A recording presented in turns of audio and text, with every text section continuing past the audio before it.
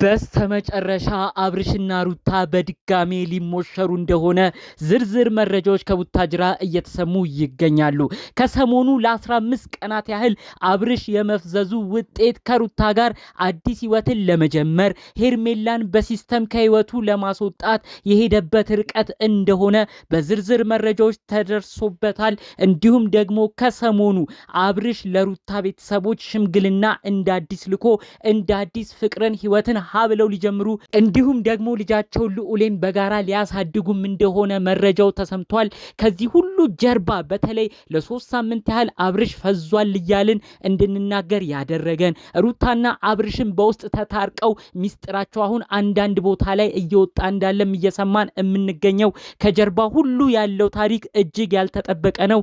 የሩታ እናት ናቸው ሁሉን ነገር ምክር እየሰጡ ልጃቸውን ሩታ እንዲያድርጊ እያሉ አሁን ላይ አብርሽ ወደ ሩታ እጅ እንዲገባ ያደረጉት ሁሉንም አንድ ባንድ እንነግራችኋለን። በቀጣይ 15 ቀን ውስጥ ደግሞ የሽምግልና ሂደት የሚላክበትንና በቀጣዩ 3 ሳምንት ደግሞ አብርሽና ሩታ ድል ባለ ሰርግ ሊያገቡ እንደሆነ እንዲሞሸሩም ጭምር የቀረበውን መረጃ ነው እማስደምጣችሁ።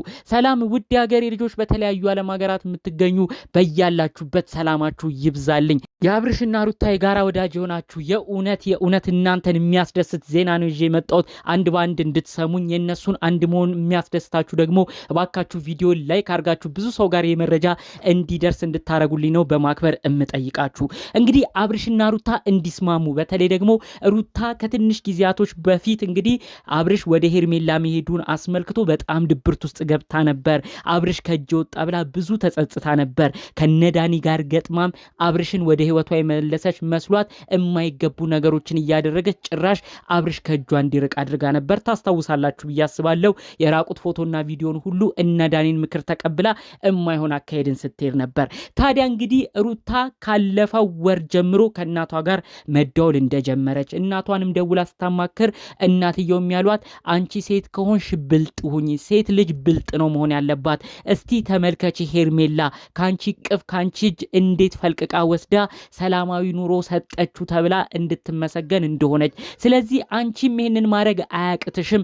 አንቺም ቢሆን ከእጅሽ የወጣውን ግለሰብ ማስመለስ ትችያለሽ።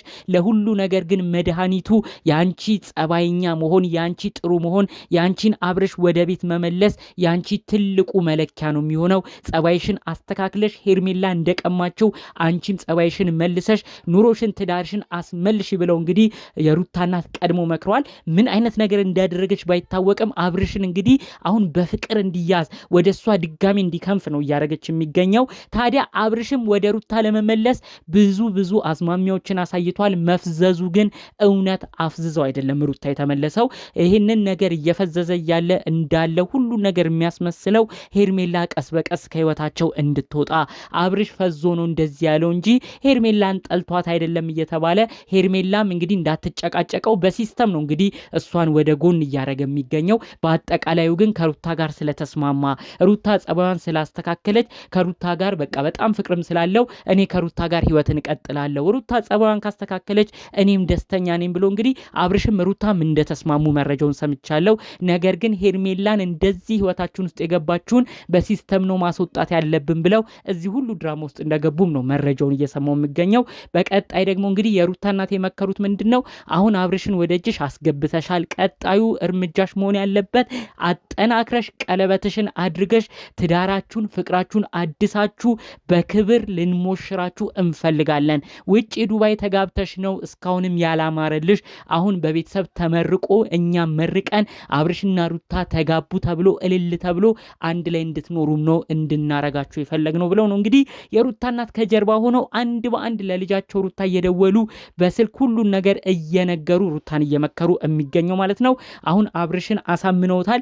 ለሩታ ቤተሰቦችም እንግዲህ አብርሽ የሱም ቤተሰቦች በተለይ ደግሞ ቡታጅራ ለሁለት ነው የተከፈሉት። የአብርሽ ቤተሰቦች አንዳንዶቹ ፈዘዋል፣ ልክ አይደለም አብርሽ መጀመሪያ ጤናው ይመለስ ሲሉ፣ ሌሎች ደግሞ የለም የልጅ ማዕረግ ያሳየችን እኛ ቤተሰቦችንም እንዲሁም ደግሞ ለአብርሽም የልጅ አባት ያደረገችው ሩታ ነች። ሩታ ጎርታ አትጎዳውም፣ ስለዚህ ሩታን እንደግፋለን የሚሉም የአብርሽ ቤተሰቦች አሉ።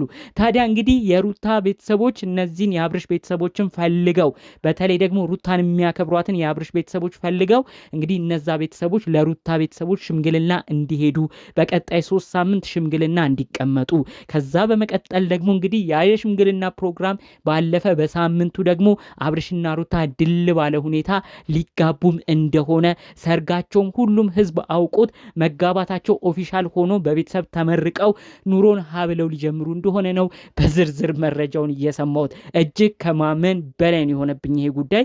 እንግዲህ አብርሽና ሩታ ሲጋቡ ልብ ካላችሁ የፋሲካ ጾም ላይ ህማማት በጣም ወሳኝ ጾም፣ ከባድ ጾም የሚባለው ወቅት ላይ ነበር እንግዲህ ዱባይ ሄደው ሰርጋቸውን አድርገው የነበረው። በዛ ሰርግ ላይ ብዙ ሰው ቅሬታ ነበረው በወቅቱ።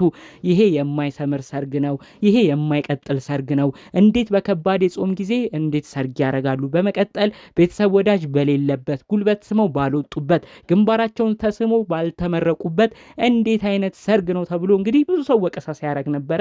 ያንንም ነው እንግዲህ የሩታ ቤተሰቦች እናቷ በተለይ በማስታወስ ድል ባለ ሁኔታ በክብር ሽምግልና ተልኮልን የአብርሽ ቤተሰቦች ለእኛ ሽምግልና ልከው በክብር ነው እንዳዲስ ድረን እንዳዲስ ኑሮን ሀ ብለው እንዲኖሩ የምናደርጋቸው ብለው እንግዲህ ይህ ሁሉ ሀሳብ እየታሰበ እንደሆነ መረጃው የተሰማው ማለት ነው። በቀጣይ 3 ሳምንት የምታዩት ቪዲዮ የእውነት ከምትጠብቁት በላይ ሊሆንባችሁ ይችላል። ከዛ ሁሉ በፊት እንግዲህ በተለይ ደግሞ አብርሽና ሩታ ተጋቡ ተብሎ ከመወራቱ በፊት ግን ቀስ በቀስ ሄርሜላ ከህይወታቸው እንድትወጣ የማረጉን ነገር አብርሽን የፈዘዘ እያስመሰሉ ነው ድራማውን የጀመሩት። ይሄው የዛሬው ቪዲዮ ራሱ ትልቅ ማሳያ ነው።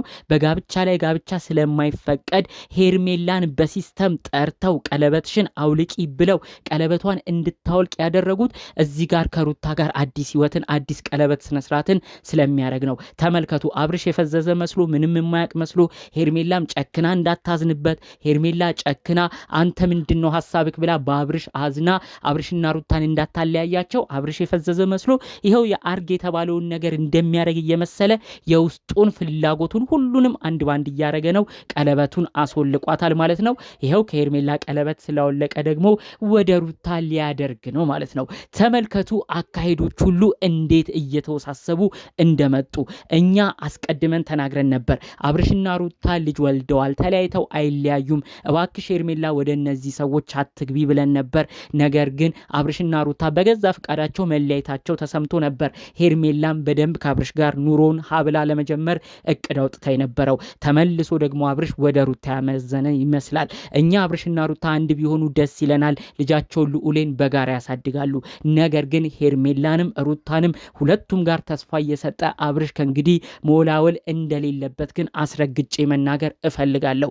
ሄርሜላም ሩታም ሁለቱም እህቶቻችን ናቸው። ሁለቱም መጎዳት አለባቸው ብዬ አላስብም። እውነት አብርሽ አዲስ ህይወትን ከሩታ ጋር አቅደ ህዝቡ ምን ይለኛል፣ ሄርሜላስ ምን ትለኛለች ብለ ድራማ እየፈጠርክ ከሆነ አውቀ ፈዘህ መታየትን ፈልገ ከሆነ እመነኝ አያስኬድህም። ካለህበት ነገር ሁሉ ነቅተ ይሄ ነገር መጥፎ መሆኑንም ተረድተ ሄርሜላንም ቁርጧን ነግረ ወደ አዲስ ኑሮ ሀብለህ እንድትጀምር ወደ አዲስ ጎዳናህ እንድትቀጥልበት ነው በማክበር መልእክቴን እማስተላልፍልህ። ይህን ሰሞነኛ ጉዳይ አስመልክቶ እናንተስ ምን አይነት ምልከታ አላችሁ? ጠቅለል ያሉትን ሐሳባችሁን ብታስቀምጡልኝ ደስ ይለኛል። በሌሎች አዳዲስ መረጃዎቻችን እስክንገናኝ ሰላሙን ሁሉ ተመኘሁላችሁ። ሰላም